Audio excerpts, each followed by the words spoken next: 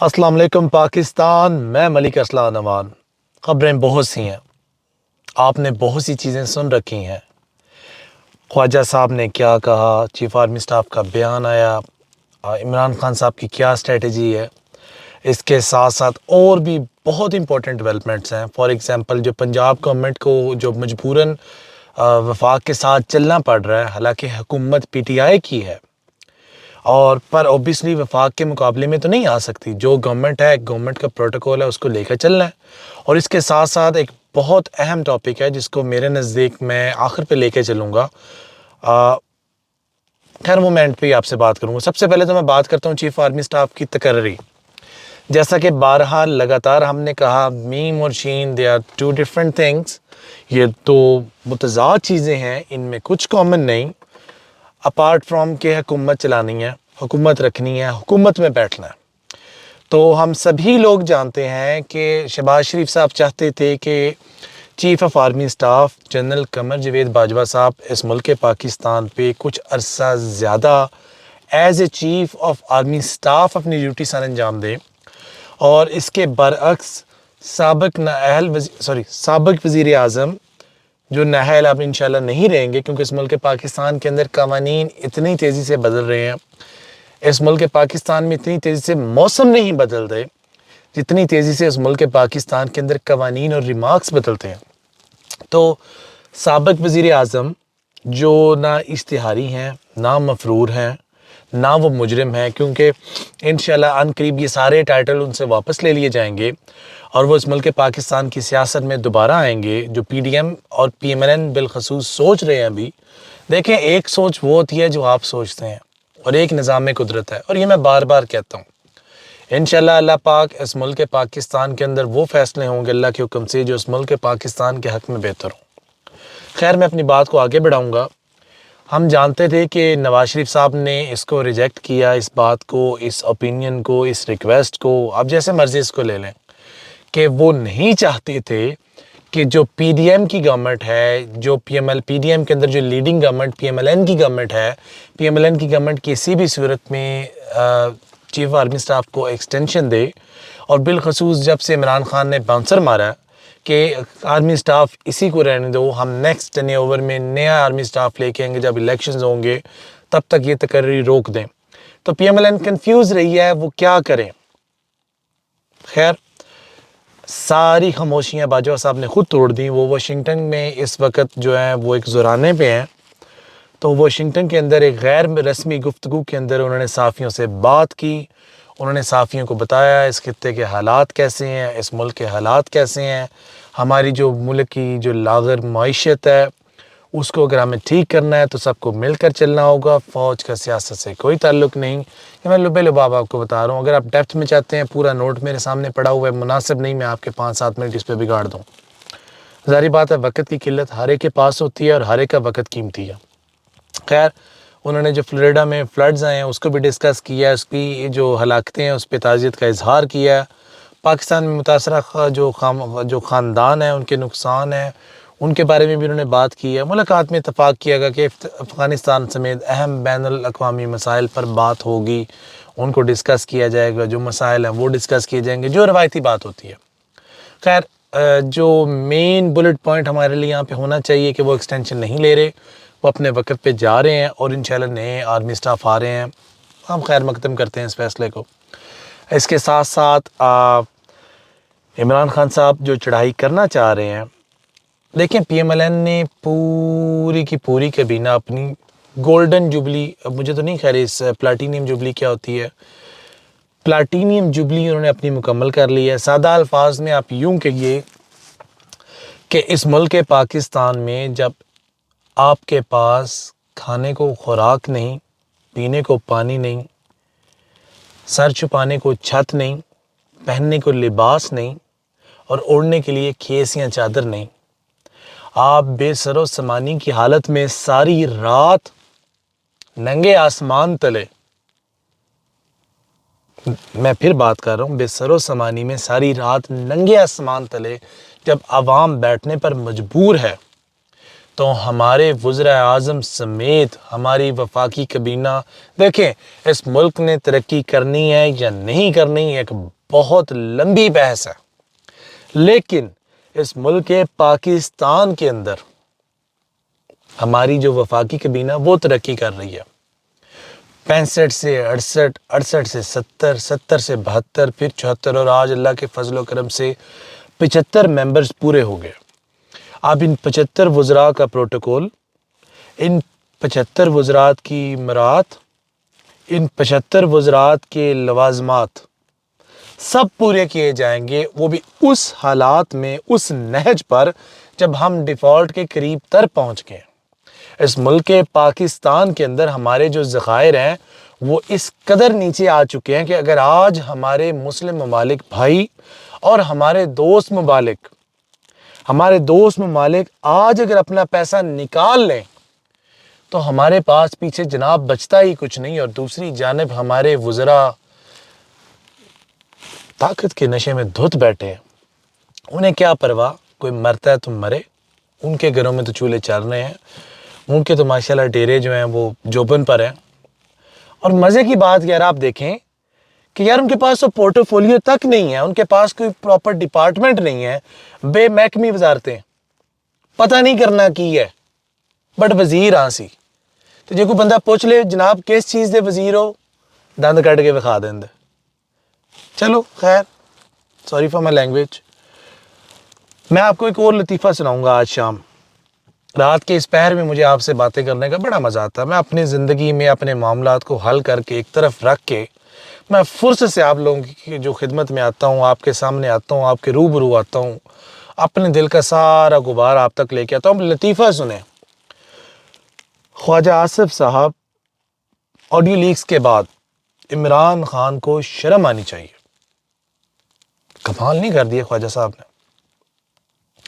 پھر خواجہ صاحب نے ارشاد فرمایا، میں اوپر سے دیکھ اس لیے پڑھ رہا ہوں آج اسپیشلی، دیکھیں کوٹ ٹو کوٹ بات کریں اور اس پہ بندہ اپنا جو ہے اوپینین دے، اس کا مزہ آتا ہے۔ یہ نہیں کہ میں آپ کو ہوا میں تیر چھوڑ کے دکھا دوں، لنکا ڈا دوں، یہ ہو گیا وہ ہو گیا، بل شٹ سنانی شروع کر دوں تو کوئی مزہ نہیں آئے گا میرے میں، اور دوسروں میں فرق نہیں رہ جائے گا۔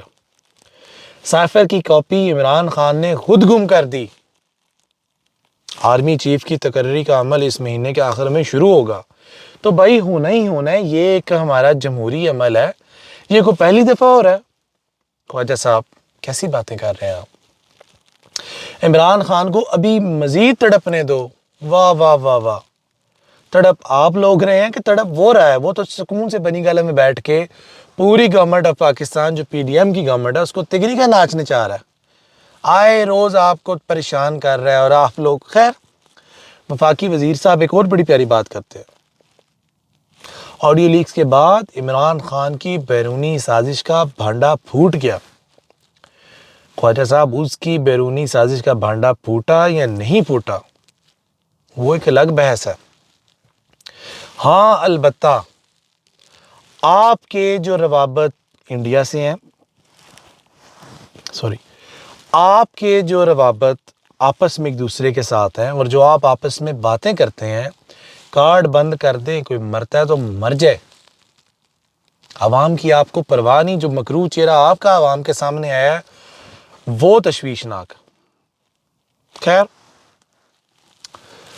پاک فوج کی ملک کے لیے بے شمار قربانیاں ہیں، اس پہ کوئی دو رائے نہیں، میں آپ کی بات سے ایگری کرتا ہوں، لیکن موصوف جناب عزت مآب آپ نے بکلم خود آج سے چند مہینے پہلے آپ نے اسمبلی کے اندر، ایوان کے اندر ایک بڑی پیاری تقریر کی تھی، جس کے اندر آپ نے بولا کس ڈٹائی سے بجٹ مانگنے آ جاتے ہیں۔ اس بجٹ نے، اس فوج نے اس عوام کی ہڈیوں سے گوشت نوچ لیا ہے۔ سر یہ آپ کا بیان ہے، اگر آپ کو یاد نہیں تو ہم آپ کو یاد کرا دیتے ہیں۔ دیکھیں آپ کمنٹ سیکشن میں مجھے آپ جو بھی کہیں، آپ فیکٹس کو نہیں جھٹلا سکتے۔ جب آپ فیکٹس پہ بات کریں، آپ میری اصلاح کریں، مجھے بڑی خوشی ہوگی۔ دیکھیں میں کوئی جاہل نہیں ہوں، مجھے خوشی ہوگی، اور میری اگر آپ لوگ رہنمائی کرتے ہیں مجھے اچھا لگتا ہے۔ مجھے آپ ذاتی حیثیت میں جو مرضی بولیں، آپ الٹا بولیں، میں آپ کو کبھی بھی آپ کے گندے کامنٹس کا الٹی بات کا جواب نہیں دوں گا، میرے لیے وہ irrelevant ہے۔ آپ اپنی تربیت کے مطابق بات کیجئے، جو میرے والدین نے، جو میرے بڑوں نے، جو میرے بزرگوں نے میری تربیت کی، میں اس کے مطابق آپ سے پیش آؤں گا۔ لیکن سوشل میڈیا پہ آنے کا ارادہ میرا تھا، تو میں اپنی مرضی سے آیا ہوں، تو یہ کرٹیسزم تو برداشت کرنا اگر میں نہیں کر سکتا تو پھر مجھے سوشل میڈیا پہ آنا چھوڑ دینا چاہیے۔ خیر، مزید بات کو آگے لے کے چلتے ہیں۔ پاک فوج آج بھی دہشت گردی کے خلاف جنگ لڑ رہی ہے۔ جناب، یہ آج نہیں کہ جب سے ملک پاکستان بنا، یہ ادارے تو اس دن سے لڑ رہے ہیں۔ یہ ادارے آئے روز ہمارے دفاع کے لیے کچھ نہ کچھ کر رہے ہیں۔ تو میں تو انکاری نہیں کر رہا اس چیز سے، انفیکٹ عام عوام بھی نہیں کر رہی۔ انکاری تو آپ کر رہے تھے، انکار تو آپ نے کیا تھا جناب۔ خیر، باتیں آپ بھول جاتے، عمر کا تقاضا ہے، کچھ کہہ نہیں سکتے۔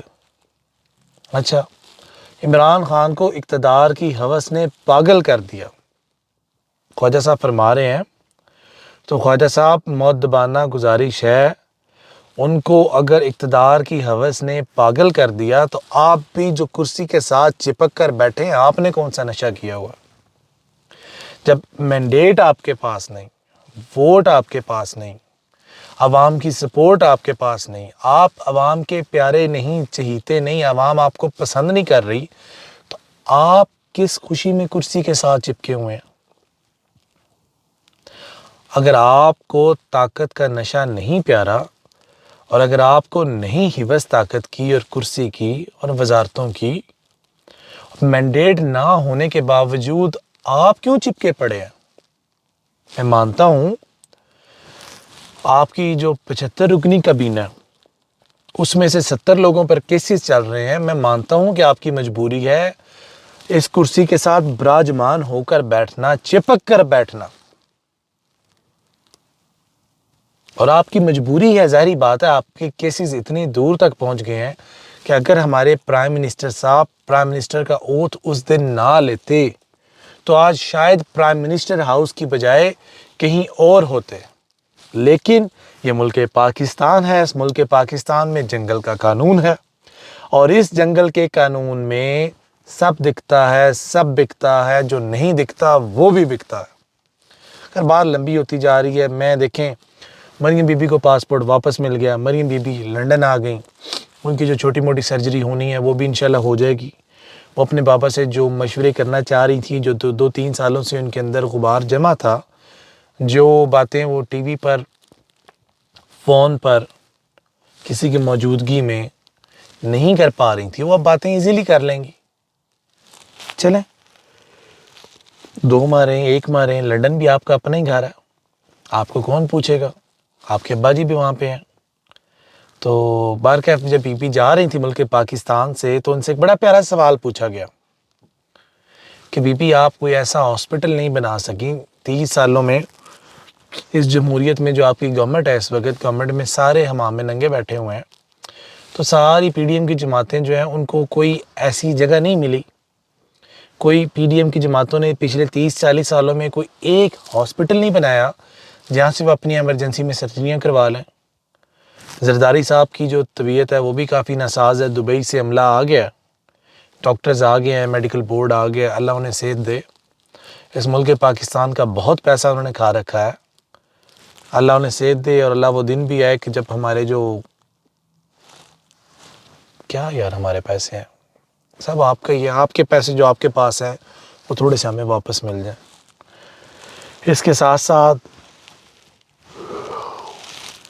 ہمارے گونگلو بھائی ہیں حسین نواز، دیکھیں میں بڑے عرصے سے سوچ رہا تھا میاں صاحب کے جو بچے ہیں وہ سیانے ہو گئے ہیں، پر نہیں، قسم کھا رکھی ہے انہوں نے، جب حالات ایک ڈگر پہ چل رہے ہیں تو مفت میں عذاب لینے کی کیا ضرورت ہے گونگلو؟ آپ کو نہیں پتا کہ آپ کے دادا ابو کیا تھے؟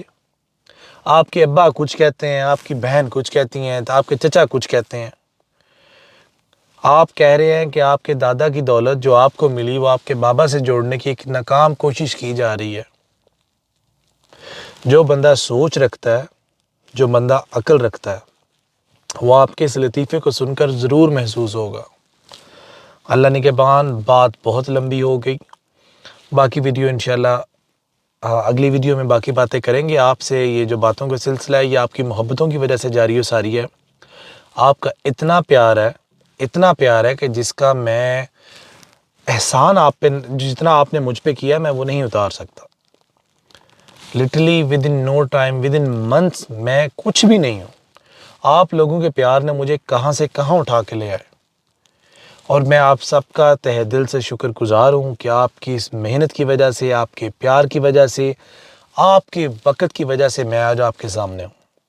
اللہ میرا اور آپ کا اور اس ملک پاکستان کا حامی و ناصر ہو. اور جس شخص نے اس ملک کا برا چاہا، اللہ اس کی نسلیں غارت کرے، وہ چاہے کوئی بھی ہو، وہ چاہے کہیں سے بھی ہو، وہ چاہے کسی ادارے کا نمائندہ ہو، وہ چاہے کوئی بیوروکریٹ ہو، ٹیکنوکریٹ ہو، سیاسی پولیٹیشینز ہو، صحافی ہوں، کوئی نیوز چینل ہو، کوئی انڈیپینڈنٹ بندہ ہو، یا کوئی عام میں یا آپ کیوں نہ ہو. اللہ ہر اس شخص کو غارت کرے جو اس ملک کا برا سوچے. اللہ نگہبان. پاکستان زندہ باد. اللہ حافظ.